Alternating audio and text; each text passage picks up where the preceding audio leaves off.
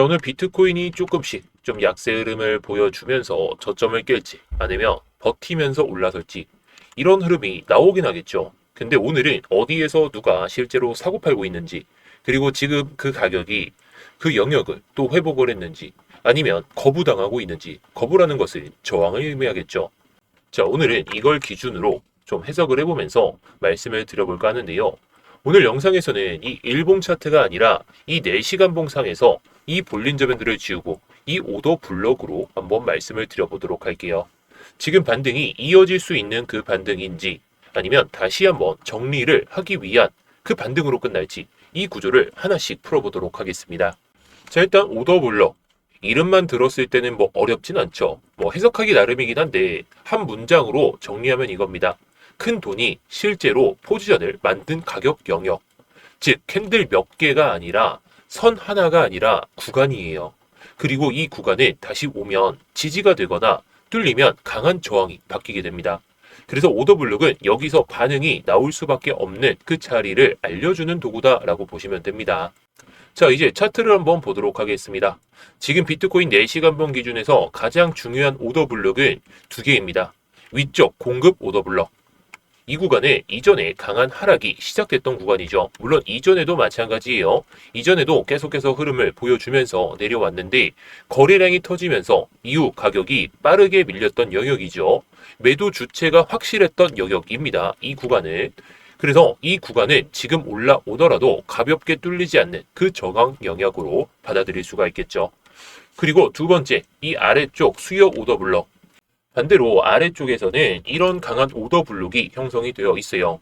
강한 하락 이후에 긴 아래꼬리와 함께 반등이 시원하게 나왔던 구간이죠. 여기가 바로 최근 단기 반등의 출발점이었는데 지금 이 반등은 아무 데서 나온 게 아니라 수요 오더블록에서 나온 반응입니다. 뭐 이전 오더블록도 좀 확인을 할 필요는 있겠지만 지금 상황에서는 단기적인 그 시나리오를 잡기 때문에 이것만 보도록 할게요. 자, 그런데 저는 비트코인을 9,350만 원에 잡아서 비중을 조금 줄인 다음에 절반 정도만 들고 가고 있습니다.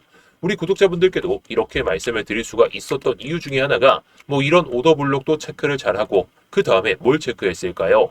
피보나치 되돌림이나 아니면 추세선 또는 여러 RSI, 뭐 MACD 뭐 이런 것들 다 확인하면서 타점들을 미리 말씀을 드렸어요.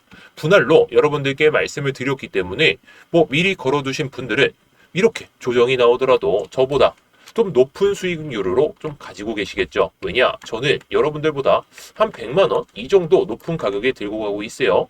뭐 낮게 잡으신 분들은 9,100만 원, 뭐 9,200만 원 이렇게 되는데 매수 단가가 중요한 게 아니라 시장에서 하락을 보여줄 때 그 기회를 잡을 수 있는지입니다. 그 기회를 잡는 것은 여러분들께 달려있긴 하지만 제가 그 기회 잡으실 수 있도록 오늘 영상도 알차게 준비해 봤습니다. 자, 그래서 지금 위치가 살짝은 좀 애매합니다. 지금 비트코인인 수요 오더블록에서 반등은 했지만 공급 오더블록을 체크조차 못한 채로 지금 조정을 보여주고 있죠. 매수 세력은 여기서 싸다. 이런 반응을 보여줬고 매도 세력은 위에서 다시 판다. 지금 매도 오더블럭이 나오지 않았기 때문에 이 구간까지 올라서는 게 중요해요. 지금 보면 76K에서 78K 정도 여기까지 올라온다면 다시 한번 매도세가 나올 수는 있겠지만 이런 저항대가 연속적으로 있죠. 연속적으로 있다는 건 뭘 의미할까요? 뚫어주면 위에 매물대가 거의 없기 때문에 매도 나올 물량들이 대부분 정리되면서 내려갈 가능성이 거의 없어진다라고 보시면 됩니다. 물론 이거를 한 번에 뚫는다? 말도 안 되죠. 그래서 지금은 힘겨루기 싸움이에요. 지금 뭐 75K 그리고 63K 이 안에서 어떻게 될지는 봐야 되겠지만 위로 올라올 때 지금 거래량이 많이 안 나오고 있는 상황이죠. 그렇다는 건 매도 물량이 그렇게 받쳐지지 않고 있고 매수 물량도 받쳐지지 않고 있는 상황.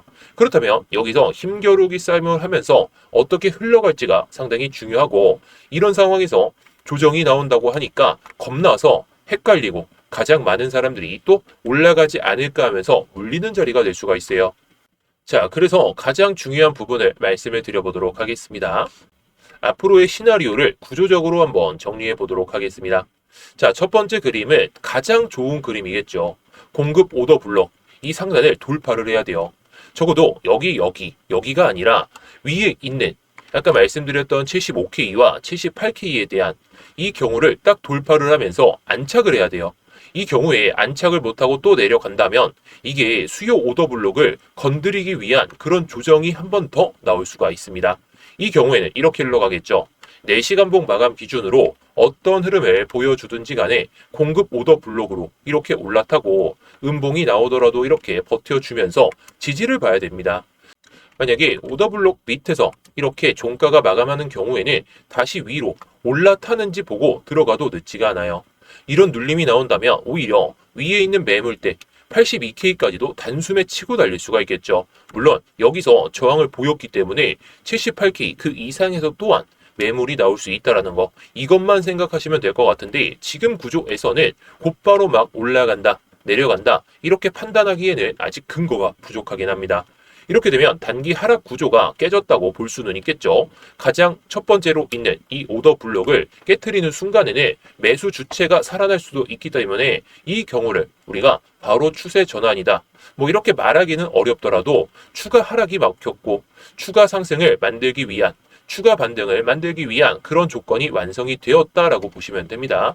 물론 이런 조건 안에서 뭐 거래량이나 아니면 다른 지표들을 통해서도 뭐 확률을 80% 또는 90% 이상까지도 끌릴 수가 있겠죠. 자, 그리고 두 번째 시나리오는 가장 좀 이상적이고 나와서는 안 될 흐름이 아니라 무조건 나와야 되는 흐름입니다. 곧바로 올라간다는 건 매도가 또 커지면서 그냥 내려갈 수가 있거든요. 그래서 공급 오더블록 저항을 막고 내려오고 그 다음에 또 막고 내려오고, 그런데 여기서 고점을 높이는 게 중요하고 저점 또한 높이는 게 중요합니다. 지금 보시면 고점을 살짝 높였죠. 엄청 큰 차이는 아니지만 저점도 살짝 높였어요. 여기서 지금 어떻게 될지는 봐야 되겠지만요. 근데 이게 저점을 높인 상태에서 고점도 높이고 저점도 높이고 고점도 높이고 그러면서 오더 블록을 계속해서 건드린다면 저점을 연결하는 선을 봤을 때 이게 딱 추세가 상승을 가기 위한 가닥이 잡히잖아요. 물론 한 번씩 개미 털기 위해서 그냥 빠지는 경우도 있긴 하지만 거래량이 줄어들면서 터치할 때는 거래량이 붙으면서 내려올 때는 거래량이 주고 다시 한번 뚫으러 갈 때는 거래량이 붙고, 이게 반복이 되면서 저점까지 높아진다면 그리고 고점까지 같이 높아진다면 이 오더블록을 리테스트하는 그 반응이 계속해서 나올 겁니다. 그렇다는 것은 이 V자 반등, 이때의 하락으로 끝나는 게 아니라 이 하락으로 마무리가 됐던 절반에서 다시 한번 올라타면서 V자 반등을 크게 보여줄 가능성이 높겠죠. 이게 뭐 내일 당장 온다, 뭐 모레 온다, 뭐 금요일 안에 온다 이렇게 말씀을 드리기는 어렵긴 하지만 이 경우에는 다시 한번 또 올라선다면 V자 반등으로 끝나는 게 아니라 하락이 딱 시작됐던 그 구간까지도 계속해서 올라갈 힘을 응축할 수 있어요. 근데 이 오더블록을 건드리는데 거래량이 안 나온다. 그러면 위에 있던 사람들에 대한 물량을 확보를 못하게 되겠죠. 그렇다는 건 개미를 털기 위해서 수요 오더블록 여기까지도 떨어지고 갈 수 있습니다. 그 가능성이 적은 건 아니고 뭐 크기도 아니고 뭐 그 가능성이 없다고 보기에는 현재 흐름이 좀 애매하다 보니까 이렇게 말씀을 드리는 거예요. 자, 마지막으로 가장 위험한 그림인데 이렇게 빠지는 모습이 나오는 게 아니라 사람들이 돌파도 하고 이렇게 급작스럽게 오더 블록을 뛰어넘는 거죠. 자, 그런데 이때 유동성을 다 끌어모은 다음에 위에서 한 번에 던지는 구조가 나올 수 있습니다. 이 패턴이 나오면 양봉이고 뭐고 상관없이 그냥 수요 오더 블록까지 쭉 빼뜨릴 수가 있어요.